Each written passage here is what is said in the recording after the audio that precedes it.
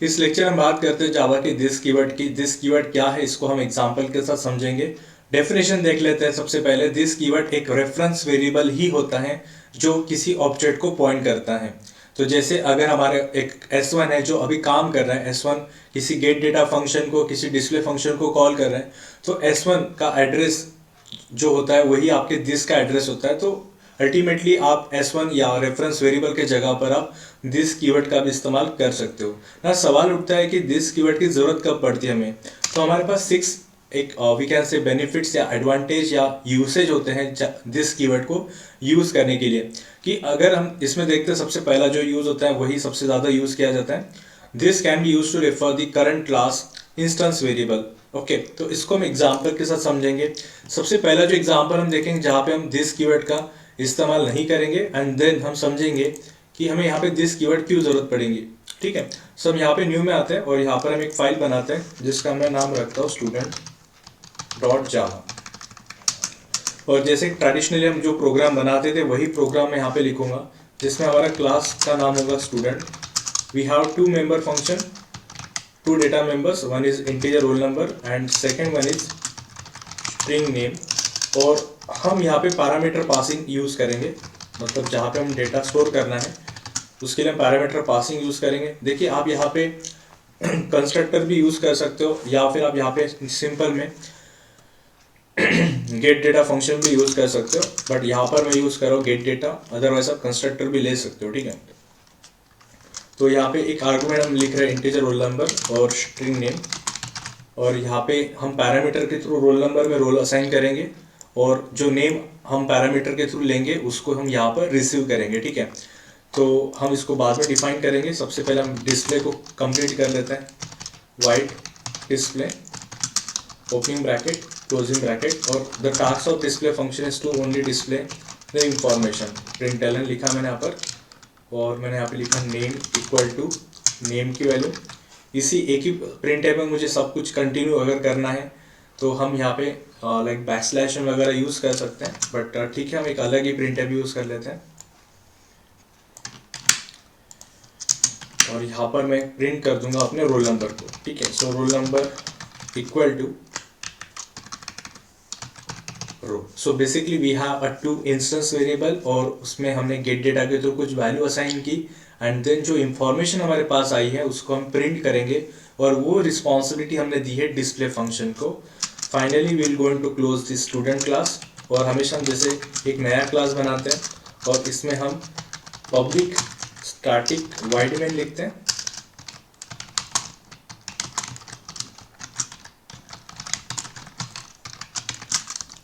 और यहाँ पर हम स्टूडेंट का ऑब्जेक्ट बनाएंगे S1 equal to new student.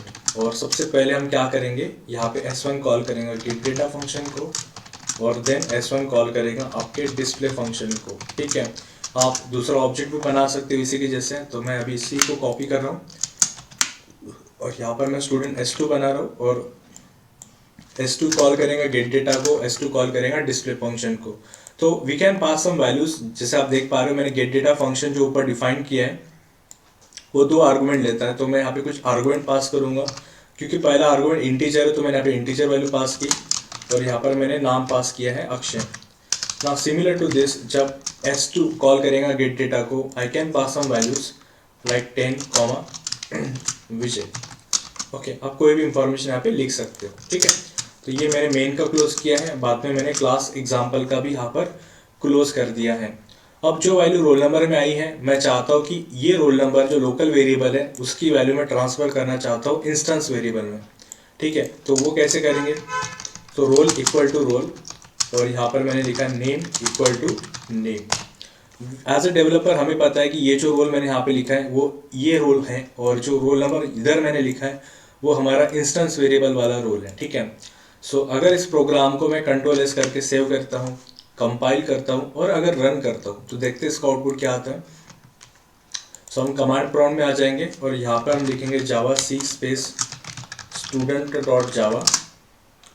कोई एरर नहीं है, जावा स्पेस क्लास का नाम भी स्टूडेंट है। एंटर बटन प्रेस किया, और सॉरी हमने यहाँ पे स्टूडेंट नहीं लिखना है, हमने लिखना है, अगर आप देखोगे हमारे पब्लिक स्टडी वाइड में जिस क्लास में होता है जिसका नाम है एग्जाम्पल, हमें एग्जाम्पल नाम लिखना था, ठीक है। तो हम वापस आते हैं और जावा स्पेस, क्योंकि कंपाइल हो चुका है तो हम डायरेक्ट रन कर सकते हैं जावा स्पेस एग्जाम्पल, ठीक है।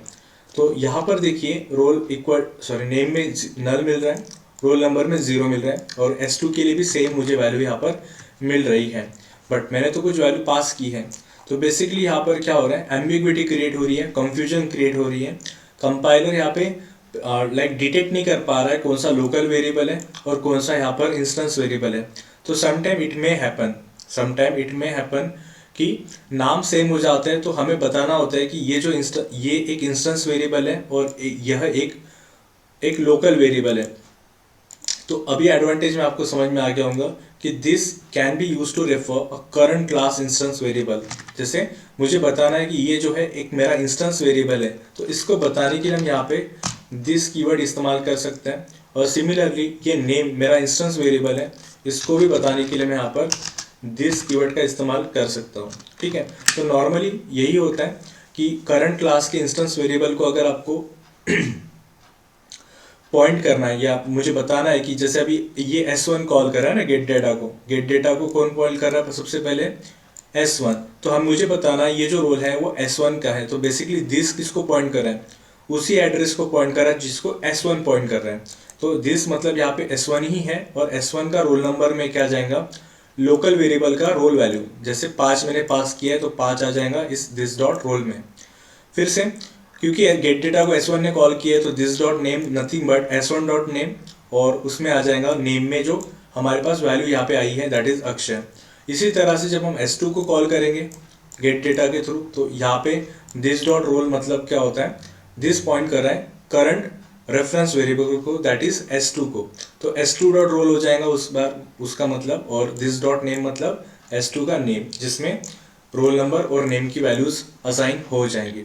तो क्या सर हम यहाँ पर भी लिख सकते हैं दिस डॉट नेम और दिस डॉट रोल, वैसे ज़रूरत तो नहीं है बट आप लिखिए, इट्स अ गुड प्रैक्टिस। जब आप इंस्टेंस वेरिएबल आप जब लिखते हो तो दिस आप लिखिए वहाँ पर, जिससे क्या होता है इफिशियंसी बनाई रखती है और इफिशियंसी थोड़ी सी बढ़ जाती है प्रोग्राम की, और स्पीड भी बढ़ जाती है, ठीक है। तो आप दिस कीवर्ड लिखिए अगर आप इंस्टेंस वेरिएबल कहीं लिख रहे हो डायरेक्टली। सो कंट्रोल एस करते हैं, देखते हैं कंफ्यूजन दूर हुआ या नहीं हुआ। कंपाइल करते हैं और यहाँ पे हम रन करेंगे। सॉरी अगेन वही सेम मिस्टेक, जावा स्पेस हमारे क्लास का नाम एग्जाम्पल है, और अगर आप देखोगे हमारे पास name Akshay, roll number 5, name Vijay, roll number equal to 10, ये सब कुछ प्रॉपरली काम कर रहे हैं। तो हमने समझ लिया पहला एडवांटेज। इसी लेक्चर में हम देखते हैं दूसरा एडवांटेज कैसे हम करेंगे complete. This can be use to invoke current class method. जिस तरह से हम किसी इंस्टेंस वेरिएबल को एक्सेस करने के लिए हम दिस कीवर्ड यूज करते हैं, उसी तरह से किसी मेंबर फंक्शन को एक्सेस करने के लिए भी हम क्या करते हैं, दिस कीवर्ड का इस्तेमाल करते हैं। जैसे अगर मैं यहाँ पे आता हूँ हमारे प्रोग्राम में, इसी में वो काम करने की कोशिश करते हैं।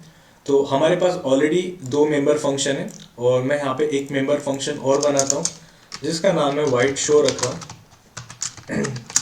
और इस फंक्शन के अंदर मैं सिंपल एक मैसेज लिखूंगा जिससे आपको ये पता चलेगा कि यस ये फंक्शन हमने दिस कीवर्ड की मदद से क्या किया, कॉल किया, one of method from student class. तो ये मेथड को मुझे कॉल करना है, ये कहाँ से कर सकता हूँ मैं, ठीक है। तो मैं गेट डेटा से भी कर सकता हूँ और मैं डिस्प्ले से भी कर सकता हूँ। क्यों, इन्हीं 2 फंक्शन से कर सकते हैं हम, क्योंकि देखिए एडवांटेज में क्या लिखा है, this can be use to invoke current class method. Current class मतलब क्या, जैसे शो को कौन कॉल कर सकता है, ये one of the member function है स्टूडेंट क्लास का। तो स्टूडेंट क्लास के जितने भी मेंबर फंक्शन होंगे वो क्या कर सकते हैं, अपने फंक्शन को डायरेक्टली कॉल कर सकते हैं। जैसे वो डिस्प्ले को भी कॉल कर सकते हैं, वो गेट डेटा को भी कॉल कर सकते हैं, और वो शो को भी कॉल कर सकते हैं अगर वो कलीग्स है तो, ठीक है। तो जैसे मैं डिस्प्ले को कह रहा हूँ कि आप क्या करिए, शो फंक्शन को कॉल करिए। तो जब हम यहाँ पे ऐसा शो फंक्शन लिखते हैं तो इससे बेटर क्या रहेगा आपके लिए, दिस डॉट शो फंक्शन। तो अगर आप देखोगे दिस डॉट शो फंक्शन क्या करेगा, कंपाइल करते हैं और जावा स्पेस मैंने यहाँ पे लिखा है क्लास का नाम एग्जाम्पल। तो अगर आप यहाँ पे देख पा रहे हो कि जब हमारा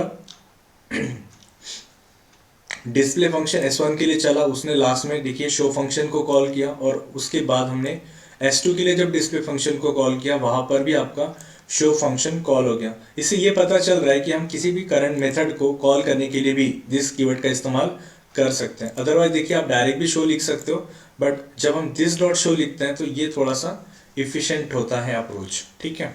और एक लास्ट एग्जांपल देखते हैं, बाकी आप एग्जीक्यूट कर सकते हो बाई योर ओन, बाकी सिंपल होते हैं, इतना ज़्यादा डिफिकल्ट नहीं है। So this can be use to invoke a current class constructor. जैसे अगर इसी क्लास में अगर कंस्ट्रक्टर होता तो एक काम करता हूँ, मैं इसी गेट डेटा को कन्वर्ट कर देता हूँ कंस्ट्रक्टर में। As we know that the properties of the constructor is, पता है हमें कंस्ट्रक्टर की प्रॉपर्टीज क्या होती है, क्या होती है। चलो इसको रहने देते हैं, इसको रहने देते हैं।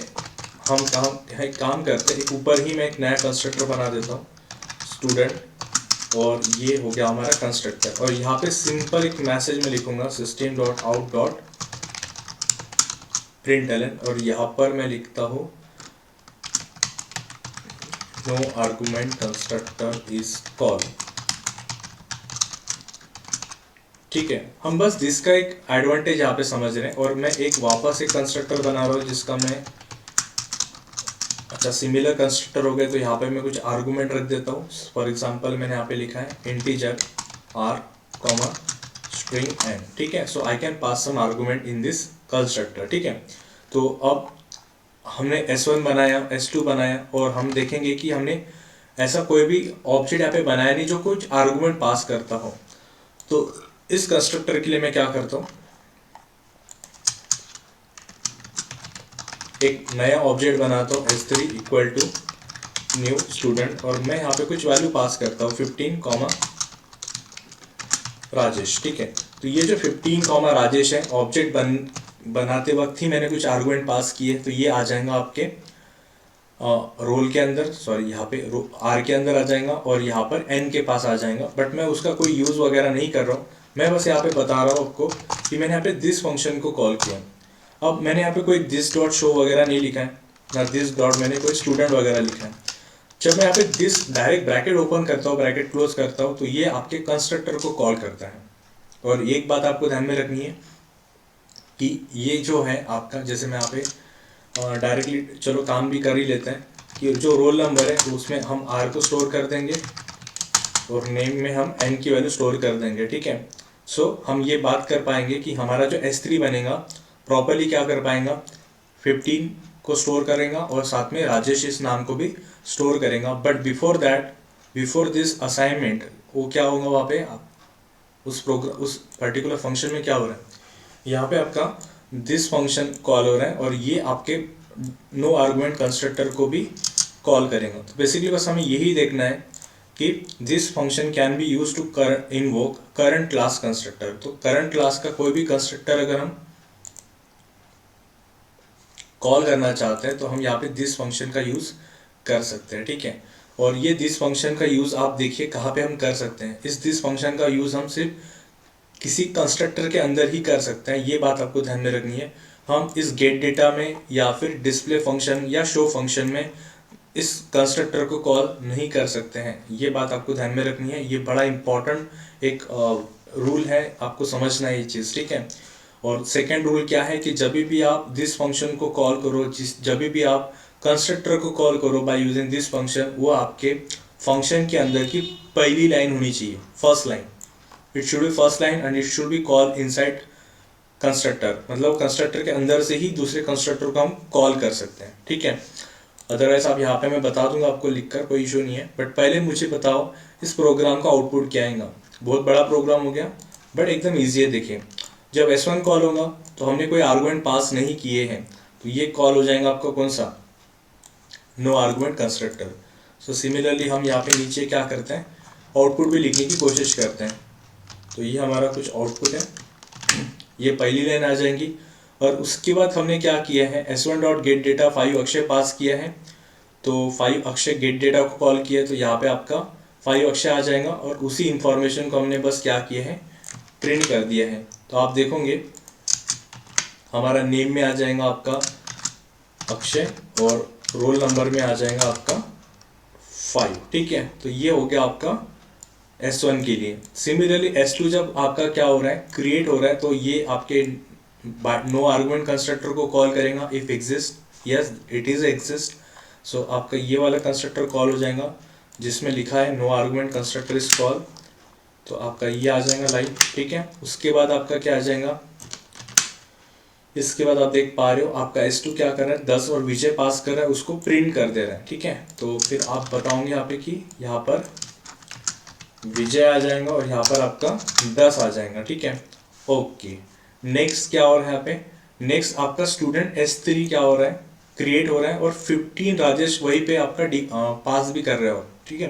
तो ये चेक करेगा क्या एक क्या पैरामीटराइज कंस्ट्रक्टर है प्रोग्राम के अंदर। तो यस, आप देखोगे हमारे पास पैरामीटराइज कंस्ट्रक्टर भी है, बट वो पैरामीटराइज कंस्ट्रक्टर भी क्या कर रहा है, सबसे पहले दिस फंक्शन को कॉल कर रहा है। सो बिफोर डूइंग एनीथिंग आप देखोगे आपका ये लाइन वापस से क्या हो जाएगा, कॉल हो जाएगा। Even though we are calling to parameterise constructor, but वो पैरामीटराइज कंस्ट्रक्टर भी खुद क्या कर रहा है, एक नो आर्गुमेंट कंस्ट्रक्टर को कॉल कर रहा है। एंड देन ये वैल्यू चली जाएंगी रोल नंबर में, ये वैल्यू चली जाएंगी नेम में, और प्रिंट तो किया ही नहीं हमने, तो प्रिंट कर लेंगे। अब मुझे यहाँ पे गेट डेटा को कॉल करने की ज़रूरत नहीं है, क्योंकि वो जो गेट डेटा का काम था वो मेरे लिए कंस्ट्रक्टर ने ही करके दिया है, ठीक है। और आप देखोगे हमारे लिए यहाँ पर नेम आ जाएगा, जैसे आप देखोगे कि हमारे पास राजेश ये नाम आ जाएगा, और जो भी रोल नंबर में वैल्यू होंगी वो भी यहाँ पर आ जाएंगी, ठीक है।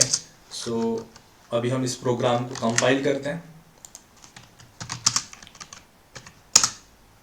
कोई इशू नहीं है, जावा लिखते हैं और इसके बाद हम लिखेंगे हमारे क्लास का नाम एग्जाम्पल, ठीक है। तो देखते हैं, ये देखिए ये वाला पार्ट बिल्कुल सेम है। देन हमारे पास अगर आप देखोगे, अच्छा हम इसको तो भूल ही गए, one of the method from student class, ये कहाँ से आया देख लेते हैं। हाँ, तो अगर आप देखोगे आपने दिस शो लिखा था, तो जब जब डिस्प्ले फंक्शन कॉल होगा तब तक हमें क्या दिखेगा, तब तक हमें ये दिखते ही जाएगा, ठीक है। सो अब ये रहने देते हैं। आप देखोगे डिस्प्ले हो रहा है तो ये भी इंफॉर्मेशन आनी ही वाली है, ठीक है। फिर से आप देखिए ये पैटर्न रिपीट हुआ, और क्योंकि डिस्प्ले फंक्शन फिर से शो फंक्शन को कॉल कर रहा है तो ये भी लाइन आ गई हमारे पास, और फिर से ये देखिए यही पैटर्न वापस से रिपीट हुआ है। तो इस तरह से हमने समझा कि दिस कीवर्ड का हम कहाँ पे यूज़ कर सकते हैं। वैसे जो इंस्टेंस वेरिएबल, ये जो पार्ट था, ये वाला पार्ट, यहाँ पर ये सबसे ज़्यादा हम देख पाते हैं दिस का यूज़, ठीक है। तो आई होप आपको ये दिस कीवर्ड के बारे में कुछ चीज़ें समझ में आई हैं। कुछ ज़्यादा इतना बड़ा ये पार्ट नहीं है, बस ये बात समझो आप कि रेफरेंस वेरिएबल का एड्रेस जो होता है वही आपके दिस, उसी को दिस पॉइंट करता है, मतलब उसके जगह पर आप दिस कीवर्ड का भी इस्तेमाल कर सकते हो। And it's always been a good idea कि आप एक इंस्टेंस वेरिएबल को कॉल करने के लिए आप इंस्टेंस वेरिएबल जब आप लिखते हो तो उसके आगे आप दिस कीवर्ड लिखिए, और जब फंक्शन को भी आप कॉल करते हो तब आप उसके पहले दिस कीवर्ड लिखिए, जिससे इफिशिएंसी लाइक इम्प्रूव होती है आपके प्रोग्राम के।